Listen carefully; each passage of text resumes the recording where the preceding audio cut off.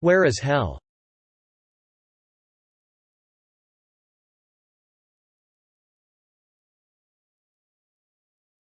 The answer, say. The knowledge is with God alone. Quran 67-26. None knows the unseen save God. Quran 27-65. According to some narrations, hell is beneath the earth. As we have explained in other places, in its annual orbit the globe traces a circle around an area that in the future will accommodate the Great Gathering and Last Judgment. It means that hell is beneath the area of its orbit. It is invisible and imperceptible because it consists of veiled, lightless fire. Within the vast stretch of space traveled by the Earth, many creatures are found that are invisible because they are without light. Just as the Moon loses its existence when its light recedes, so we are unable to see numerous lightless globes and creatures, although they are before our eyes. There are two hells, the lesser and the greater. In the future, the lesser will be transformed into the greater and is like its seed. In the future it will become one of its habitations. The lesser hell is under the earth, that is, at the earth's center. It is the inside and center of the globe. Geology informs us that in digging downwards, the heat for the most part increases 1 degree every 33 meters. That means that since half the diameter of the Earth is around 6,000 kilometers, the fire at the center is at a temperature of around 200,000 degrees, that is, 200 times hotter than fire at the circumference. This is in agreement with what is stated in hadiths. The lesser hell performs many of the greater hell's functions in this world and intermediate realm, and this is indicated in hadiths. Just as in the world of the hereafter, the earth will pour its inhabitants into the arena of the resurrection within its annual orbit, so at the divine command it will hand over the lesser hell within it to the greater hell.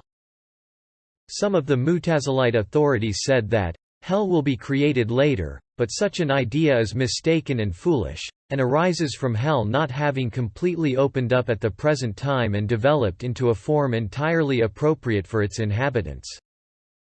In order to see with our worldly eyes the dwelling places of the next world within the veil of the unseen and to demonstrate their existence, either the universe has to be shrunk to the size of 2 provinces, or our eyes have to be enlarged to the size of stars, so that we can see and specify their places. God knows best. The dwelling places of the hereafter are not visible to our worldly eyes, but as indicated by certain narrations, the hell of the hereafter is connected with our world. A hadith says about the intense heat of summer. It gives an inkling of hell. That is to say, the greater hell is not visible to the tiny, dim eyes of this world's minds. However, we may look with the light of the divine name of All-Wise, as follows. The greater hell beneath the Earth's annual orbit has as though made the lesser hell at the Earth's center its deputy and made it perform some of its functions.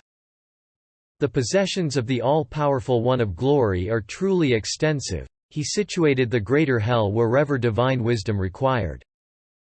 Yes, the all-powerful One of Glory, the all-wise One of Perfection, who issues the command of, be.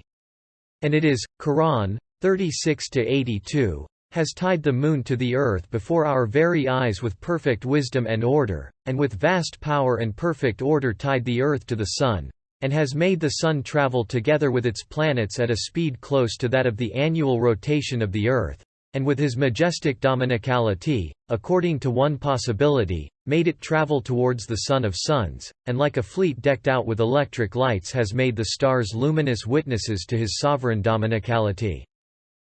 It is not far from the perfect wisdom, tremendous power, and sovereign dominicality of one thus all-glorious to make the greater hell like the boiler of an electric light factory and with it set fire to the stars of the heavens that look to the hereafter, and give them heat and power. That is, give light to the stars from paradise, the world of light, and send them fire and heat from hell, and at the same time, make part of that hell a habitation and place of imprisonment for those who are to be tormented. Furthermore, he is an all-wise creator who conceals a tree as large as a mountain in a seed the size of a fingernail. It is surely not far then from the power and wisdom of such an all-glorious one to conceal the greater hell in the seed of the lesser hell in the heart of the globe of the earth. In short, paradise and hell are the two fruits of a branch of the tree of creation, which stretches out towards eternity. The fruit's place is at the branch's tip. And they are the two results of the chain of the universe, and the places of the results are the two sides of the chain.